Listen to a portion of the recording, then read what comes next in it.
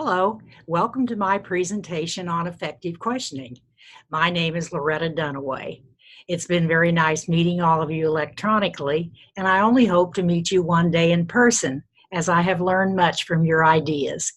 I hope you find any of these questioning strategies useful. Kendall found that English language arts teaching strategies vary greatly from one classroom to another, and that lack of professional development for teachers influences whether optimum student learning takes place. This paper seeks to outline effective questioning strategies. I hope you find some of these strategies helpful for encouraging more students to take part in classroom discussions and for guiding students to think on a higher level. So, what are the levels of Bloom's taxonomy? The lowest level of cognitive rigor requires students to remember, apply, followed by analyze, followed by evaluate, and lastly, create, the highest level of cognitive rigor. Now, remember was first known as knowledge, but later revised. Similarly, understand was previously called comprehension. And lastly, the order of create and evaluate were switched. Bloom's taxonomy is actually a hierarchy, where students must first master the lower levels before mastering the higher levels. The lower levels are relatively simple levels, while the higher levels represent more complex cognitive rigor. The higher levels are more abstract as well. When utilizing Bloom's taxonomy as educators, descriptive verbs have been made available to help educators plan lessons. Verb tables have been created to align with levels of Bloom's. Arrange, describe, order, name, and so on. Bloom's taxonomy was created in 1956. I decided to include a short review of the names of the levels as revised by Lauren Anderson in 2001. I trimmed this YouTube video using Microsoft Video Editor for the sake of brevity.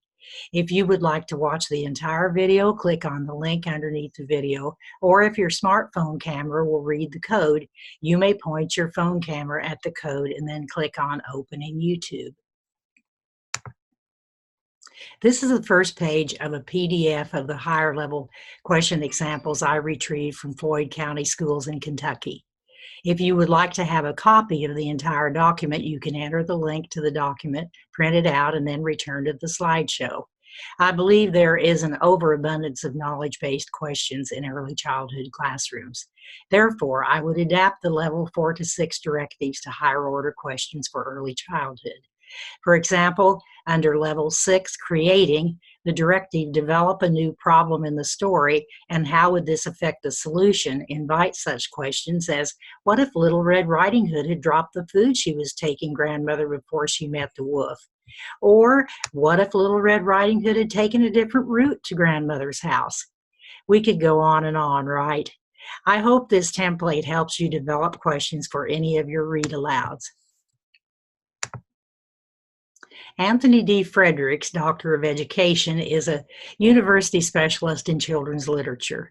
The author of more than 60 teacher resource books and children's books, he is a professor of education at York College in Pennsylvania. Fredericks feels that Bloom's taxonomy is not grade specific. The 6 levels of questions are appropriate for all grade levels. Students will tend to approach any subject as a knowledge-based subject if they are presented with an overabundance of knowledge-level questions throughout a lesson. On the other hand, students will tend to approach a topic of higher levels of thinking if they are presented with an abundance of questions at higher levels of thinking. I created a QR code leading to the PDF using the Microsoft add-in QR for Office, which you can find under the Insert tab, Get Add-ins. This next slide features the guidelines written by and researched by Kathleen Cotton. She published a report called Classroom Questioning for the Northwest Regional Educational Laboratory under a contract with the Office of Educational Research and Improvement, U.S. Department of Education, in 1988. Her research is in contrast with Frederick's ideas, suggesting that younger and lower ability students should be questioned only after material has been read and studied. Further, she maintains that a majority of lower cognitive questions should be used when instructing younger and lower ability students, and that the opposite should be true for higher ability students. It occurred to me that using Serafini's ideas concerning reading, the illustrations would be a great way to study read-alouds before actually reading the material. A slide showing Serafini's suggestions for reading illustrations will follow. Kathleen Cotton included these additional guidelines for classroom questioning in her research. I personally appreciate the reminder concerning wait time and will be more conscious about waiting more than 3 seconds when asking higher cognitive questions.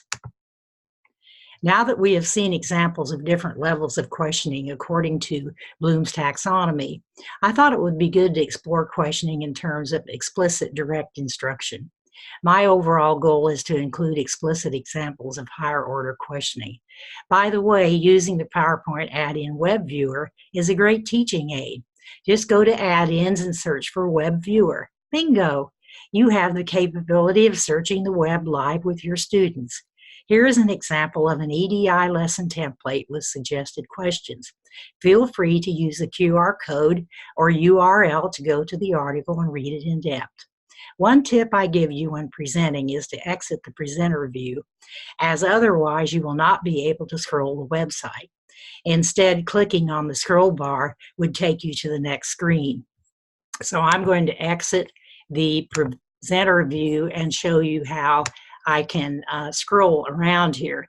You can see this under the explicit direct instruction lesson plan module. We have learning objectives, and those questions are on a lower level. But then when we get to concept development, you see a lot of whys in there. I have noticed that one safe way to be sure I'm asking a higher level question is to use the words how or why. I should have said one easy way. But of course we know we're supposed to plan our questions, and I have a slide with a suggestion how you could do that. And here we come to the next slide. Let me get back to the presenter review. This video was published by the Michigan Department of Education, Lansing, Michigan, on their MDE Literacy YouTube channel titled EL Literacy Tips Comprehension Interactive Read Aloud. I used Windows Video Editor to trim the video to focus on their sticky note strategy of teachers marking stopping points in a book with sticky notes and writing their questions on the sticky notes. I noticed the teacher referred to the sticky notes often. I can relate. Seems like a great idea instead of trying to remember questions of a vast number of books. This is why, as I refine my research, I hope to come up with at least generic question stems to make composing questions more efficient.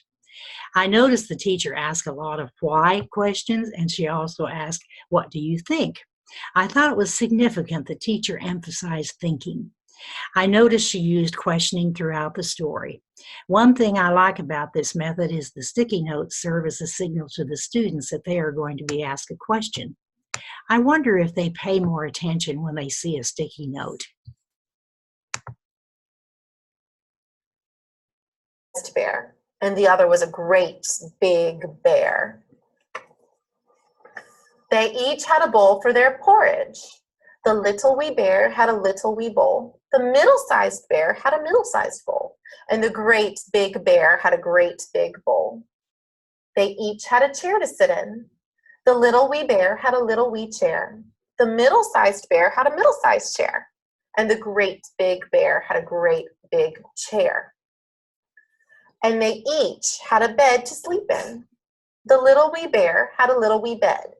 The middle-sized bear had a middle-sized bed, and the great big bear had a great big bed. One morning, the three bears made porridge for breakfast and poured it into their bowls, but it was too hot to eat. So they decided to go for a walk in the woods until it cooled. All right, guys. So what does this story tell us about Notice why the she's bears looking went down for at a the walk? sticky note. Keely? So I would be the too. pool can cool down. So the porridge could cool down. Good. And why would you want your porridge to be cool before you eat it? Think about that for a minute. Why would we want porridge to be cool? Oliver? For it wouldn't be not very hot to eat. And if porridge is really hot and we eat it, what's going to happen?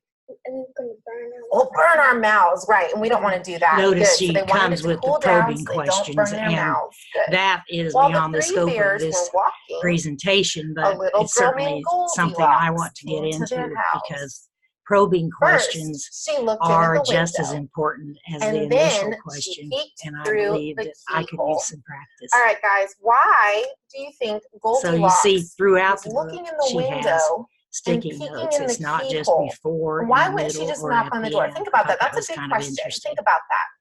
Why is she peeking through the windows and the keyholes? QAR, question answer relationship strategy, teaches students to learn how to answer questions better. Students are asked to indicate whether the information they used to answer questions was textually explicit, that is, the information was directly stated in the text, or textually implicit information, or information that was implied. And I like this because, of course, we need to be placing an emphasis on teaching inference. There are 4 different categories of questions. Right there, think and search, author and me, and on my own. Again, feel free to stop the video to read an explanation of each of the categories. And I enjoyed using Serafini's method of questioning the illustrations in a text. And I believe that helps students develop a vocabulary for discussing and naming the various visual images and design features in a multimodal text. We can ask students what they think something might mean and not simply stop our discussion when students notice things. Creating a class chart with 2 columns, one side labeled things we notice and the other side labeled what things might mean is an easy way to begin to signal to students that visual images and multimodal features are potentially meaningful semiotic resources. And this concludes my presentation, and I hope you can use some of this information. Thanks for watching.